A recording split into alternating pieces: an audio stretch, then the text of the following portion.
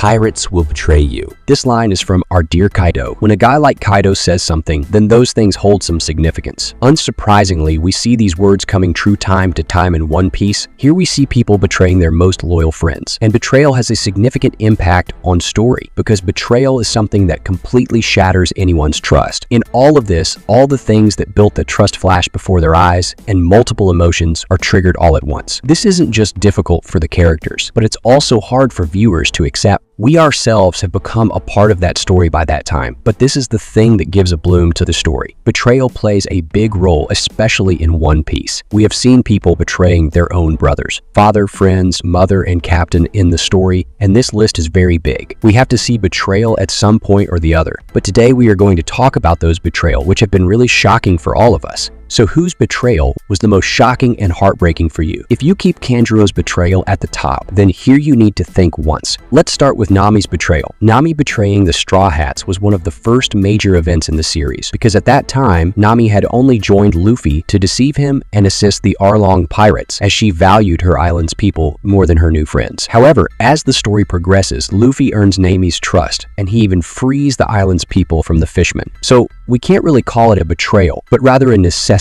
Next is Kuro's betrayal. Kuro, the captain of the Black Cat Pirates, arrives in Syrup Village spreading rumors of his fake execution. He is taken in by a family there, where he stays for 3 years, acting as a caretaker. Throughout this time, his only goal remains to claim Kaya's entire fortune for himself, but he fails each time due to the interference of the Straw Hat Pirates. They arrive in Syrup Village, and when Kuro begins to execute his plan, Usopp and the Straw Hat crew defeat Kuro and his crew, and here Kaya is saved. Now let's come to Monkey D. Garp's betrayal. Garp, as a Marine, betrayed the Marines 22 years ago because the world government wanted to eliminate Roger's entire lineage after his death. They didn't want his bloodline to continue at any cost. Garp took responsibility for the child that Cypherpole and the organization had checked numerous times for elimination, and he raised him as his own grandchild. Even after all this, when it becomes known about Garp's actions, no one dares to point fingers at him. So Garp's character is truly puzzling. It's hard to understand what he wants to achieve and what his goal is. He lets things happen as they are without doing anything to stop them. Next is the Alabasta arc, not of Sir Crocodile, but of his subordinate's betrayal. In this, Crocodile wanted to take over Alabasta by hiding from the government, and his plan also becomes successful. However, one of his subordinates, the most important one, betrays him. Nico Robin, Brock versus second in command, helps Luffy, who is making efforts to take down Crocodile, and with Robin's help, Luffy's life is saved. Later, Robin also joins the Straw Hats. If you found the previous part shocking, then the next one is even more shocking, which is Water 7, where we get to witness the betrayal of CP9, and this was very shocking for all of us because the Straw Hats went to Water 7 to repair their ship, the Going Merry, and here they encounter Kaiku, Khalifa, and Rob Lucci from the Galila Company, who initially seem like good people. However, they are actually CP9 agents who are in Water 7 to obtain the blueprints of an ancient weapon from Iceberg. As soon as the Straw Hats arrive, they come face to face with another shining entity that the government has been chasing for years, Nico Robin. So they kidnap her and prepare to leave. Before escaping, these people reveal their identity to Iceberg and also demand the blueprint. And when everyone learns their identity, there is shock of betrayal for Iceberg, Polly, Frankie, and even the Straw Hat. They have been living in Water 7 like a family for so many years. So when they reveal themselves and disappear from under everyone's feet in the way they do, it's like the ground vanishes beneath their feet. The next thing for a brother is betrayal by a brother. The story of Rosinante's betrayal begins with his father leaving the Celestial Dragons and coming to live among commoners. Due to his Celestial Dragon heritage, commoners surround him and attempt to kill him by burning him alive. From there, Doflamingo forms the Don Quixote pirates to exact revenge on everyone. Rosinante eventually comes under Admiral Sengoku's influence. Rosinante convinced everyone that he cannot speak. So from here, Sengoku wanted to prevent Rosinante from hindering the Don Quixote pirates' power from growing and from new pirates joining them. Therefore, Rosinante tries to ensure that children like Law do not become pirates. Rosinante tries to explain to Law, son, don't become a pirate, become a doctor instead and help everyone. But Law responds, don't try to act like my father. Rosinante tells him everything, but Doflamingo finds out, leading to him killing his own brother. Moving forward, there's a little betrayal that didn't cause anyone any emotional loss, and that is Kuzan betrayed the Marines. In this, an admiral left his organization. Leaving is okay, but after leaving the Marines, Kuzan joined their rivals, the pirates. So this counts as betrayal because Kuzan was one of the 3 admirals, so his joining the pirates has left a big stain on the Marine's reputation. Well, it wouldn't have happened if Kuzan had been made Fleet Admiral, but if that had happened, the story wouldn't have been as enjoyable. But in my opinion, Kuzan will not permanently join Blackbeard because he is working as a spy to eliminate Blackbeard, and at the right time, he will betray Blackbeard as well, because betrayal is answered with betrayal, as the reward of action will be received. The next betrayal is by a son-in-law to his mother-in-law, in which Captain Capone Biggie betrays Big Mom by plotting to kill her during her birthday party. He collaborates with the Straw Hat Pirates, and even Big Mom daughter Chiffon is with him in this plan. However, the plan fails, and Big A flees with his family. If you force someone into marriage with a gangster, they're bound to betray you eventually. And anyway, Big Mom herself isn't exactly innocent. The next betrayal is from Wano, where Orochi betrays the people of Wano. Orochi, who belonged to the Kurozumi clan, one of the powerful clans in Wano 81 years ago, loses their power because they wanted to take control of the shogun's seat but fails. The Kurozumi clan is wiped out with only a few survivors, including Orochi and the youngest Kurozumi Tama. With Higarashi's help, Orochi successfully takes control of the shogun's seat by deceiving the people of Wano and betraying the Oden's father. He then allies with Kaido and strengthens his power. Finally, he abandons Wano to its fate of destruction. Orochi betrays the people of Wano and Oden, despite Oden showed him mercy. Next, Appu and Hawkins betrayed Kid, another pirate betrayal. And this type of betrayal story is quite common. The story begins with a pirate crew alliance, where on Air Pirate, Hawkins Pirate, and Kid's pirates team up to attack Kaido. However, when Kaido appears before them, Hawkins and Appu get scared and switch sides, leaving Kid behind. Now, Kid also receives an offer to switch sides, but stubborn as he is, he refuses to join Kaido, who then beats him up and turns him into a boot. Next is about Teach's betrayal. Marshal D. Teach began his pirate journey with Whitebeard's crew. Whitebeard, whom everyone didn't just call a captain, but referred to as Pops. So this crew fulfills the dream of a family. But after being with this family for 10 years, Teach betrays them by deceiving them for the Yami Yami no Mai fruit. But the story of his betrayal doesn't end there. Teach goes to Marineford and attacks the dying Whitebeard. And after his death, he also steals his devil fruit. This betrayal shows that no matter how much you do for someone, in the end, you might still be deceived. The next betrayal is also from the Wano, and it's by far the worst, most emotional, and I dare say deadly betrayal of this series. You must have understood by now whom I'm talking about here. Kanjuro's betrayal to his friends. When Kanjuro was introduced, this character seemed quite clumsy to us, but behind this smiling face was a plan years in the making. Kanjuro, whose full name is Kanjuro Kurozumi. His full name is the reason behind his betrayal and his story. Since childhood, he wanted revenge against the Kozuki clan, but due to lack of power, he ended up infiltrating them. Slowly, he began to destroy them from within like a silent poison. Kanjuro not only betrayed his friends, but also betrayed the man who stood by them, ready to sacrifice himself to save them from boiling oil. He even attempted to kill that man's son. Kanjuro always supplied all the information to Orochi so that he could stay ahead. The revelation of Kanjuro's truth was incredibly shocking, and it was completely unacceptable. Next betrayal is like an Uno reverse, where Kanjuro, acting as a spy, stays with Oden and his subordinates, waiting for the right moment to eliminate them. Just like him, Denjiro joins Orochi after Oden's death, hiding his identity and waiting for the perfect opportunity for his friends to return so that he'll cut through Orochi's spine. Denjiro strengthens the alliance at the right moment, boosting their powers, and ultimately takes revenge on all his comrades' behalf by killing Orochi. The next betrayal comes from Vegapunk's own team, Punk 7, also known as York. York, who initially appears friendly towards the Straw Hat crew, eventually reveals her true colors and orchestrates the entire Egghead incident. When York visits Mary Joa, witnessing the cruelty of the celestial dragons prompts her to consider becoming one herself. To achieve this, York devises a plan to get into the good graces of the celestial dragons. She informs the 5 elders that Vegapunk is conducting forbidden research on ancient history. The elders send agents to investigate, but as soon as they are about to leave after concluding their inquiry, York captures them and keeps them imprisoned in the same lab. Vegapunk remains unaware of this betrayal, and later it turns out that York was the mastermind behind it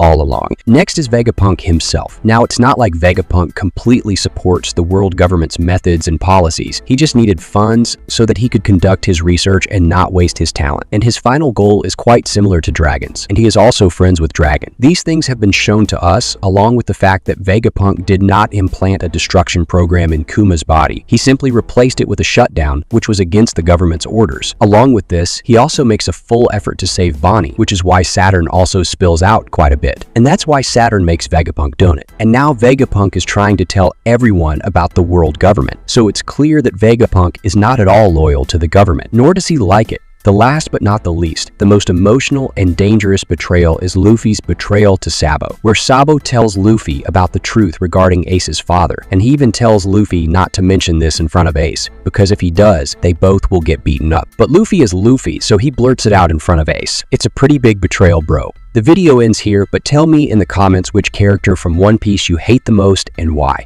If you enjoyed the video, please like it and subscribe to the channel for more amazing content. Until then, goodbye.